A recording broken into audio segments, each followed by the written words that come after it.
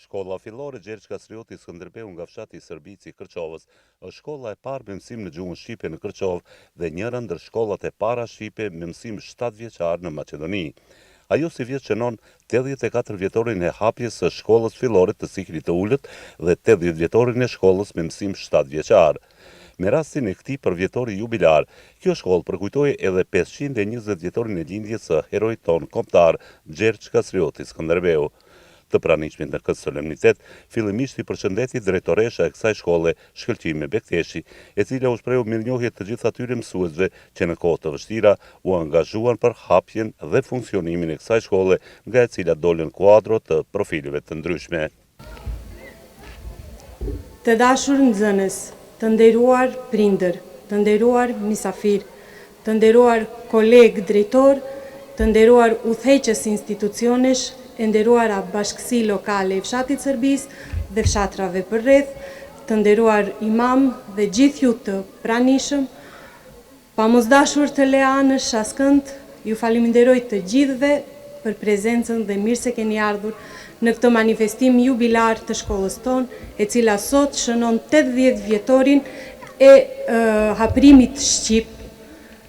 Dhe nga ky institucion jam shumë e bindur se ka ndalë gjenerata të sukseshme në shumë sfera dhe në lëmije, si në shkencë, histori, teknologji, dhe shpresoj dhe në të ardhmen të nxjerrim po kështu gjenerata të suksesme, të cilët do të vazhdojnë misionin e nisur nga të parët tanë.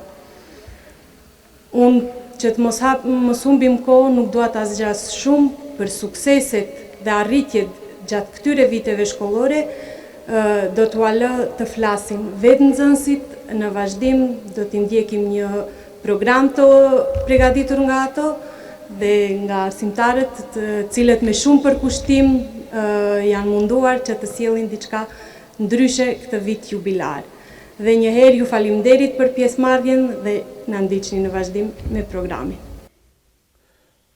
Këtë manifestim jubilar e nderoi me pjesëmarrjen e tij dhe udhëheqësi i Departamentit të Historisë pranë Institutit të Trashëgimisë Kulturore dhe Shpirtërore të Shqiptarëve në Maqedoni, Besnik Rameti, i cili foli për rrjedhat historike nëpër të cilat kaloi shoqëria shqiptare dhe projektet anti-shqiptare që sumtuesi shekullori zbatuan për asimilimin e popullatës shqiptare.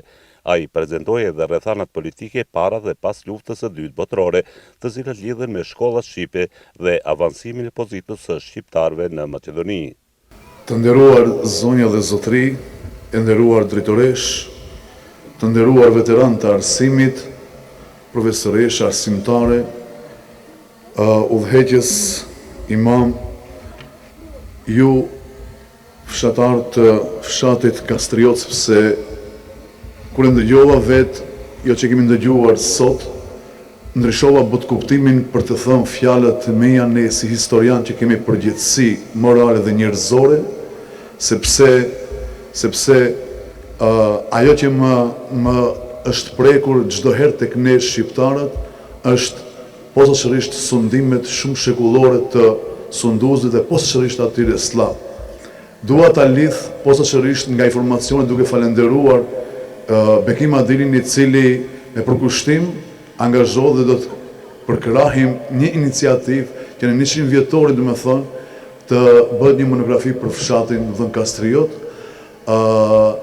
Gjithashtu ajo që më preki mua është se që nga themelimi i mbretërisë serbe, kroate dhe slovene dhe nga projektet e megaloideve të mëdha të krijuar si në Çardania e Serbisë, të cilët që nga koha e mbretërisë serbe, kroate, slovene 1918, për të bërë asimilimin e popullatës shqiptare, kanë prunë arsimtarë të cilët edhe kanë themeluar këtë shkollë në këtë vend sipas informacionit në vitin 1925, ndërsa funksionimi i saj ka qenë në vitin 1927, ku mësimi është mbajtur në gjuhën serbe.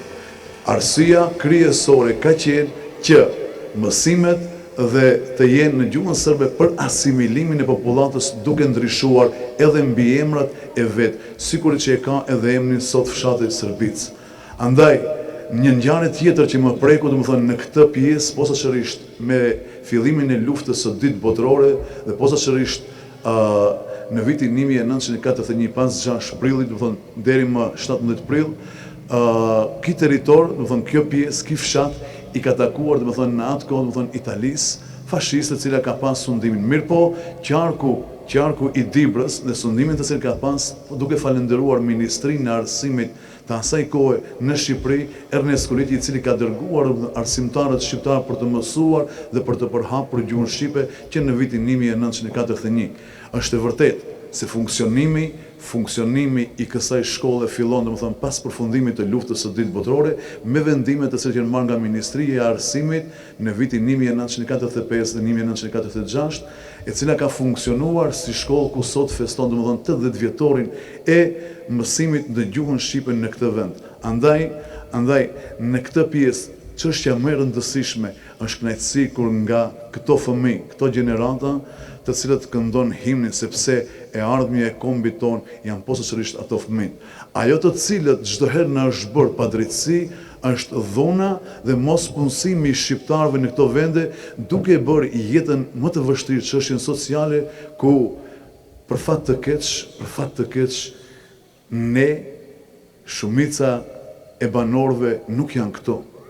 Dhe sot në çdo shkollë të fshatit Kërçov, po edhe në Shkup, edhe në Tetov, edhe në Gostivar, edhe në Strug, është mungesa e nxënësve të cilët kanë marrë rrugën e mërgimit, dhe një gjysmë shkolle e kemi jashtë atë dheu dhe jashtë kësaj shkolle, të cilët sot ka këto nxënës, por edhe aq nxënës ka jashtë vendit tonë.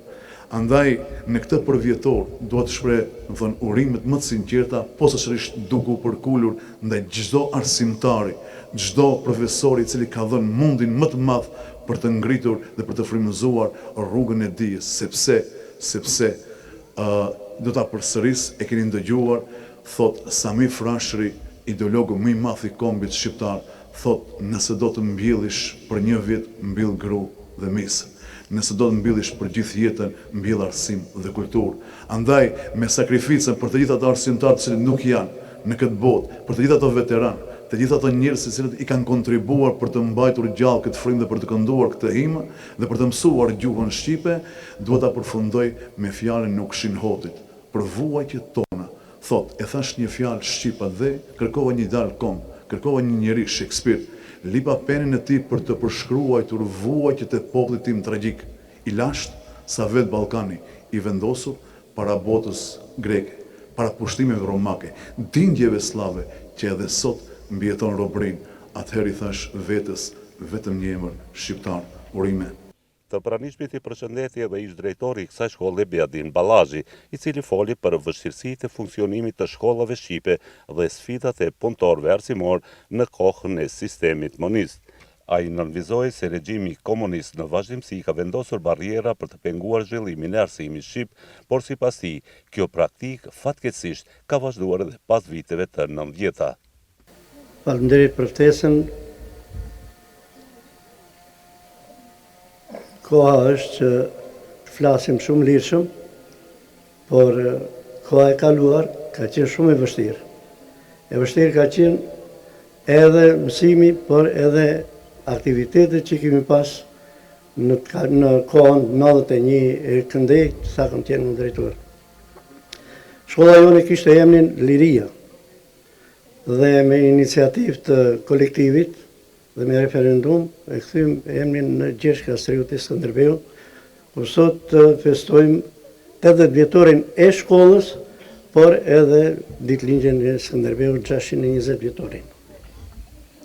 Unë me një vërejtje të vogël do t'i paratitesha kolektivit se sot festojmë 80 vjetorin jo të fillimit në gjuhën shqipe, se në gjuhën shqipe kjo shkollë ka filluar të punojmë 20 shtator 1941.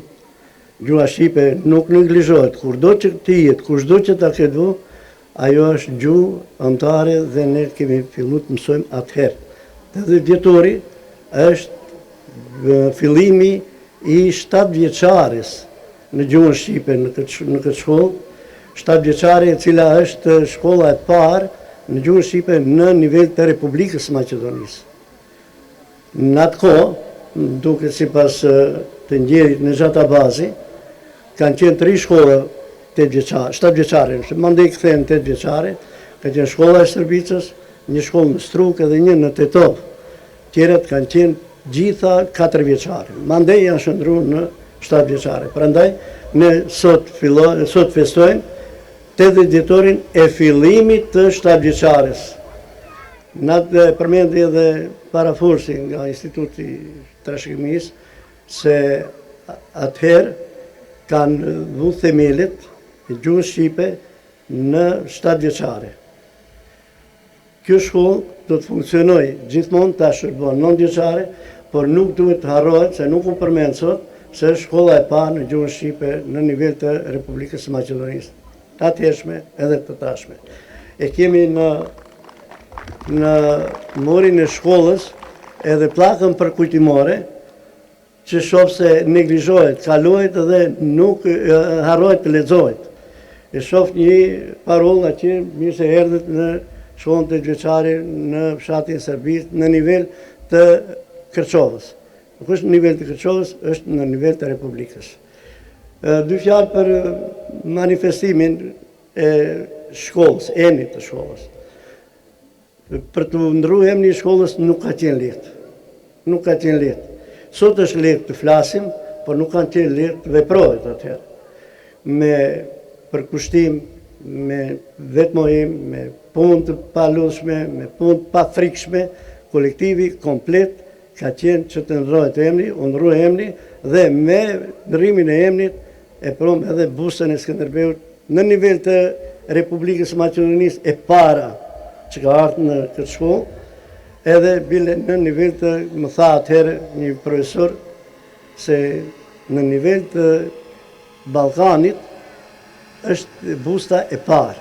Në Ballkan përveç Shqipërisë nuk ka pas bustë Skënderbeut në këtë troje.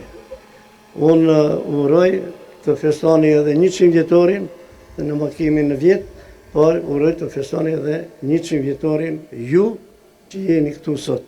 Faleminderit. Në fund, drejtoria e kësaj shkolle u ndau mirënjohje të gjithë atyre që kontribuan në zhvillimin e procesit mësimor dhe misionin e shenjtë për edukimin e gjeneratave të reja. Mirënjohje i ndan edhe nxënësve dhe arsimtarëve që kanë shënuar suksese në garat e fushës së dijes në nivel komunal dhe republikan.